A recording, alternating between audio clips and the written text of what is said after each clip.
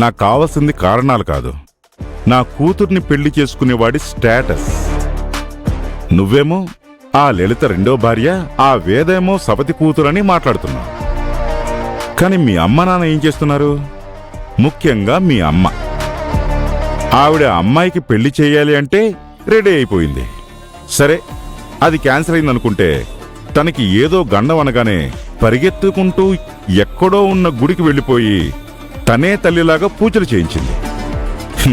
ఇప్పుడు ఇంకా పై చదువులు చదివించడానికి కూడా సిద్ధమైపోయింది ఆవిడ. నువ్వు చెప్తున్నట్టు వాళ్ళకు కాదయ్యా వెయిట్ లేంది, నీ ఇంట్లో నీకే వెయిట్ లేదు. కరెక్ట్ చెప్పావు బావా. సవితి కూతురు మీద ఉన్న ప్రేమ సొంత కొడుకు మీద లేదు.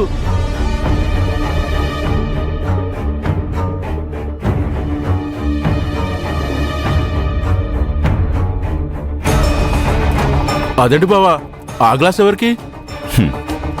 విష్ణుకురా. విష్ణు తీసుకో.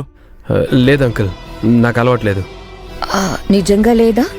లేదా మీ అమ్మకి భయపడుతున్నావా? అంటే ఫ్రెండ్స్తో కలిసినప్పుడు ఎప్పుడైనా. ఇప్పటి వరకు ఫ్రెండ్స్తో తాగానంటున్నావు కదా, ఈసారి కాబోయే మామగారితో తాగాననుకో, వెయ్యి తీసుకో. ఏం కాదల్లుడు, తీసుకో.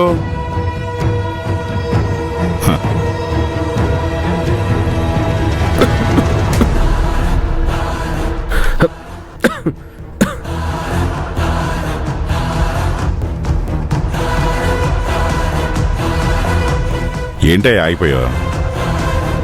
ఇంకో సిప్పై సెట్ అయిపోతుంది.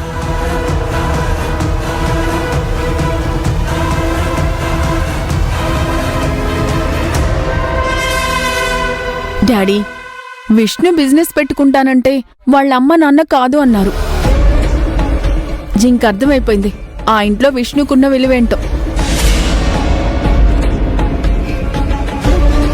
కాబట్టి ఆ పెట్టుబడేదో మీరే పెట్టండి డాడీ.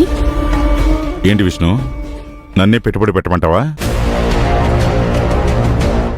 ఏంటండి, మనం మన కాబోయే అల్లుడికి పెట్టుబడి పెట్టాలి అంటే నిమిషం పని. కానీ అది చేస్తే కనుక ఆ ఇంట్లో ఆ అబ్బాయికి ఏం విలువ ఉన్నట్టు? అవసరానికి ఆదుకొని తల్లిదండ్రుల్ని కూడా ఓ తల్లిదండ్రులని అంటారా?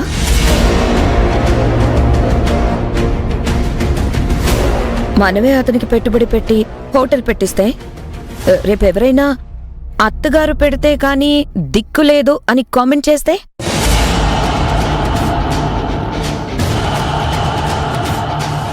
అది అతనికి ఎంత బాధగా ఉంటుంది. తనకి మర్యాద, మనకి మర్యాద. అది విష్ణువే చెప్పాలి మరి.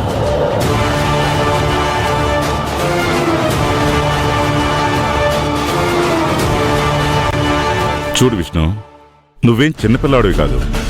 అడిగాను కాదు అనడానికి, అలిగాను లేదు అన్నారని చెప్పడానికి. నీకంటూ ఒక వయసు వచ్చింది. నువ్వు ప్రేమించి పెళ్లి చేసుకోవాలనుకున్న అమ్మాయి నీ కళ్ళ ముందుంది. ఒకసారి తన వంక చూడు.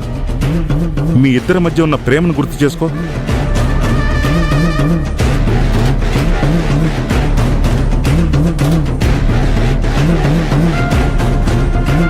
ఇంటికెళ్ళి మీ అమ్మా నాన్నలను అడగటం కాదు, ప్రశ్నించు, ఎదురించు. ఎదిరిస్తేనే నిలబడతావు, పోరాడితేనే గెలుస్తావు విష్ణు. అడిగితే ఇంట్లో అమ్మేంటే గుడిలో అమ్మోరైనా తెచ్చి పెడుతుంది. మళ్ళీ చూడు నా కూతుర్ని.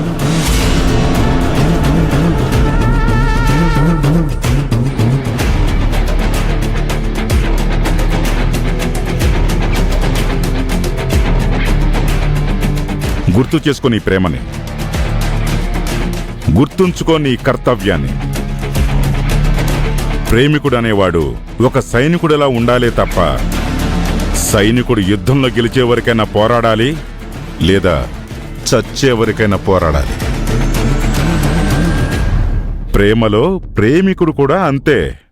ఇప్పుడు నువ్వు కూడా అంతే విష్ణు.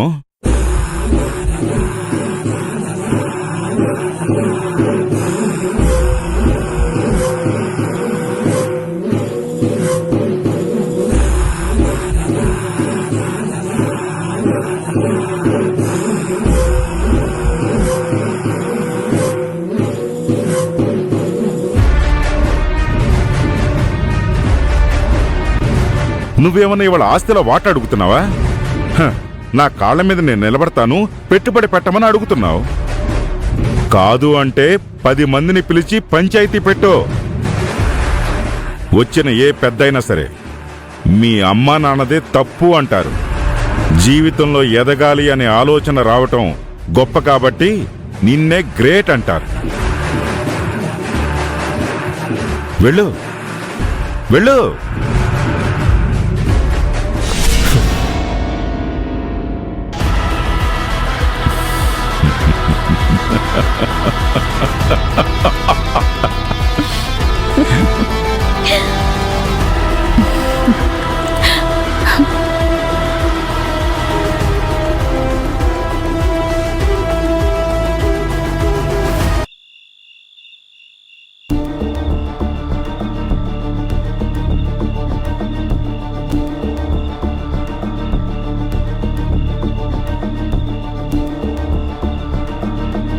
ఏంట్రా ఇంత రాత్రైనా విష్ణుగాడు ఇంటికి రాలేదు?